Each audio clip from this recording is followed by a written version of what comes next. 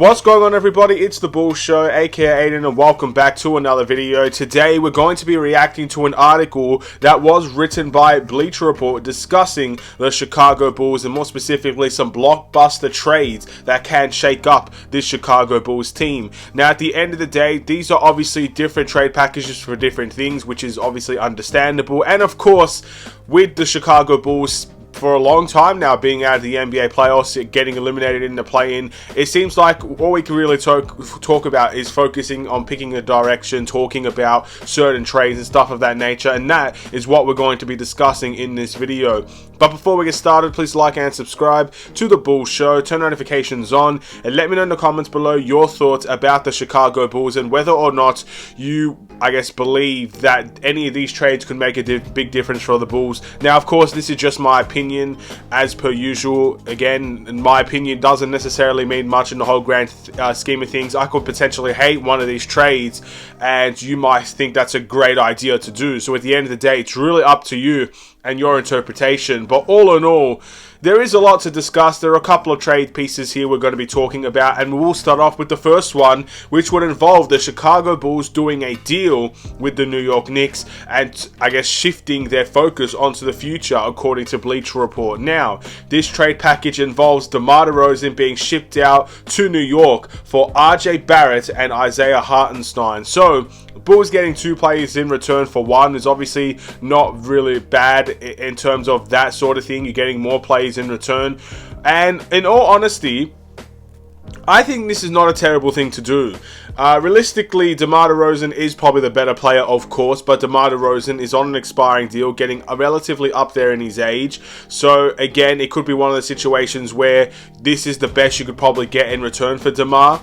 RJ Barrett, solid player. Again, someone that averaged, what did he average this season? He averaged 19.6 points with 2.8 assists and 5 rebounds.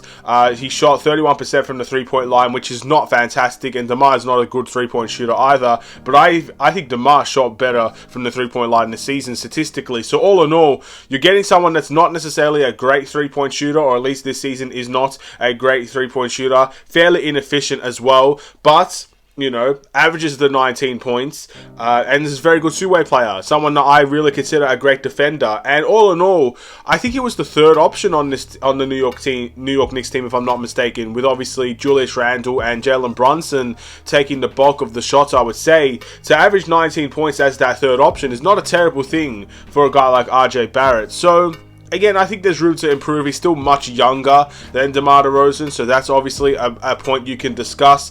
But yeah, at the end of the day, I'm not terribly mad at this trade. Would I do it?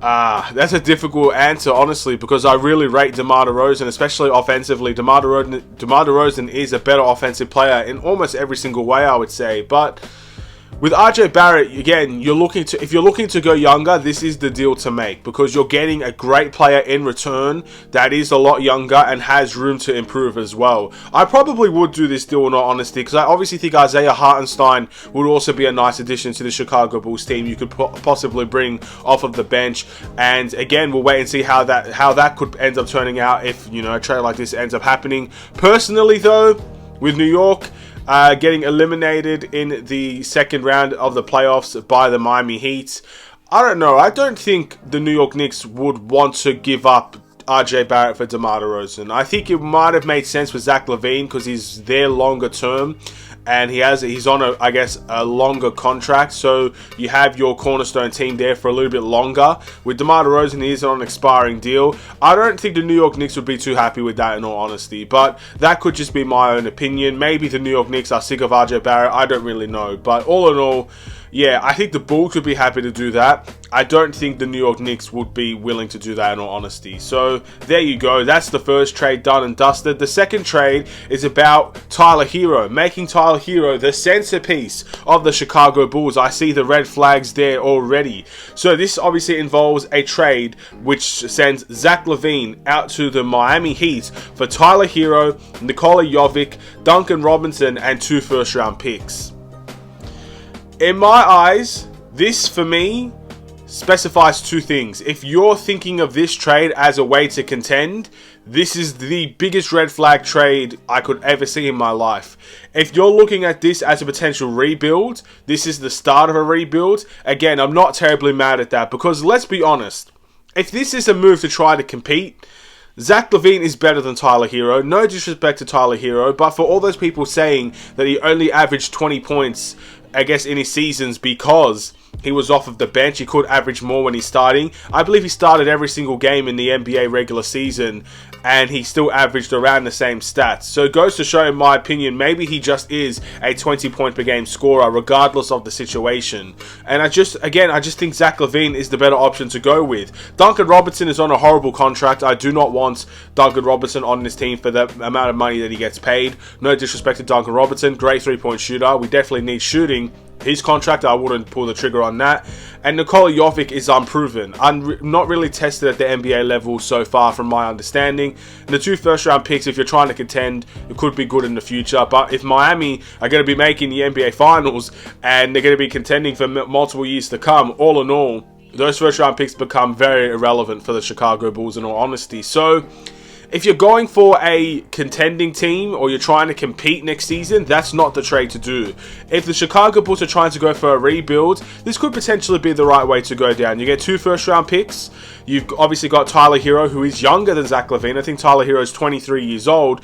Nikola Jovic, unproven, but many people believe coming into the NBA has extremely high potential. Duncan Robinson is a bad contract, which we can take on if you're trying to rebuild, and then the 2 first-round picks will come in handy. So all in all, it's a good idea for a rebuild, not a good idea for contending in my eyes, and I would stay away from that because I don't think the Chicago Bulls are going for a rebuild. And I do think if you're trading Zach LaVine, you can get better deals than the one that we just saw there, in all honesty.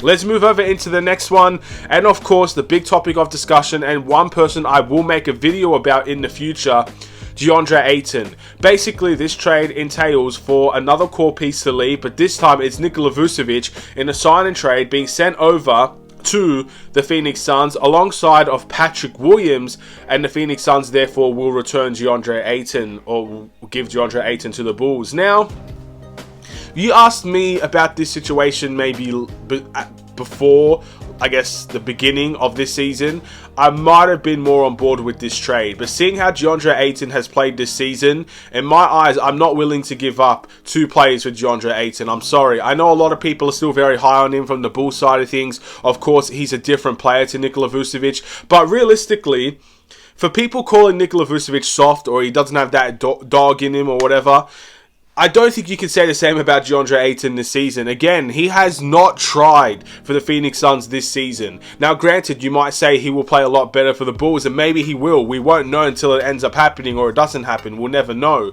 But I'm sorry. The way that his attitude has been this season, from just me watching, how people have been talking about him this season as well, some of the disappointing things we have seen on the defensive end, which is where he's supposed to be at his best, and offensively he's not really doing well either. I'm just not on board with giving up both Nikola Vucevic and Patrick Williams for DeAndre Ayton. I'm not on board with that at all, to be honest. What I would do, if this was a straight up swap, I would be okay with that, in all honesty, because again, DeAndre Ayton is still has potential in him, of course. I think he's 25 years old, and again, he's another guy, or he will be turning 25. He's another guy that has room to improve, of course, but again, if Bulls fans are saying that he's going to be that tough defender, rim protector that we need, yet most of the Phoenix Suns fans are calling him soft and not willing to compete hard enough on the offensive and defensive end, then there's clearly a contradiction in what Phoenix Suns fans feel, who see him on a regular basis, and what Bulls fans feel, who want him but probably don't even see him on a regular basis. I think if people are having a go at Nikola Vucevic's defensive capabilities, I just feel like at the end of the day, if you're not questioning DeAndre Ayton's defensive capabilities this season, then I think it's an element of bias on not really appreciating Nikola Vucevic that much. Now, granted, again, potential is there with DeAndre Ayton. 25-year-old, you're getting a 25-year-old, my apologies, you're giving up a 33-year-old Nikola Vucevic. There's a massive age difference there. And at the end of the day, I wouldn't mind having DeAndre Ayton on this team. No, I'm not saying that. I'm not willing to give up Patrick Williams and Vucevic for this, to be honest. It's just my opinion. You know, I will talk about DeAndre Ayton a little bit more in detail in a future video, of course. But I'm just not on board with both of those guys for DeAndre Ayton. If you asked me a year ago, I probably would have been on board. But to be honest, I don't know what it is. I don't know if it's a mentality issue. I don't know if it's the whole fact that he never wanted to re-sign with the Phoenix Suns in the first place or something along those lines. I don't know what it is, but I don't like the players with that type of mentality that's not going to try for the Phoenix Suns in a sense if things don't go their way. I kind of feel like that's the impression I get when I look at DeAndre Ayton. Now, he will know for sure, and I won't really say anything more on the situation because I don't know DeAndre Ayton's situation, and I don't know his attitude. I've never met the guy personally. These are just the things that I see when I watch the Phoenix Suns. These are the things that I think about when I watch the Phoenix Suns. I could be right, I could be wrong. For all we know, we do this trade, and he comes in and just has a massive monster season for the Chicago Bulls. That's what everybody's hoping for at the end of the day. But I feel like this is probably the best you could get if you're looking to swap centers. But again, I'm not willing to put up both Vucevic and Patrick Williams in this deal. I'm just not. And for those people that are saying that I think Vucevic's defense is better than DeAndre Ayton's, I'm not saying that. I think DeAndre Ayton is a better defender than Nikola Vucevic. Maybe the stats can prove that. I don't have the stats with me. But I'm saying it felt like he didn't try this season. He didn't really try to play any defense in many ways. And that's something, again, you know, you could be a great defender, but if you don't defend, are you a great defender? It's a topic of discussion. So, yeah, I don't really know what else to say. I'm not on board with that trade in all honesty. I would do straight up swap. You know, Phoenix has a timeline at the end of the day. Kevin Durant is getting up there in age. Chris Paul surely is in his 40s at this point in time. And, you know, you could get Nikola Vucevic, who is a top 10 offensive center on your team. And, you know, he's 33. He also fits that timeline of trying to compete now. And I think centers like Vucevic work better in the West than maybe a DeAndre Ayton would. I don't know. But I'm not willing to give up both of those guys, in all honesty, for DeAndre Ayton. It would have to be one or the other. And it won't be Patrick Williams because he doesn't make anywhere near enough money to match the salaries for Nikola Vucevic. So, I don't know. Unless it's a straight swap, I just can't see this happening. And I don't even know if you can do a straight swap for those two. But anyway, I guess that's my response. Thank you guys for watching. Please like and subscribe if you're new. I'll see you in the next Chicago Bulls video. Hopefully you enjoyed those blockbuster trades. Again, this is not my ideas. This is all from Bleachers Report. You can feel free to check out the article if you like and read it for yourself. Read their explanations. Read everything about it. And with that being said, have a wonderful and safe day. Stay safe, stay healthy, stay tuned for more. Take care. And peace.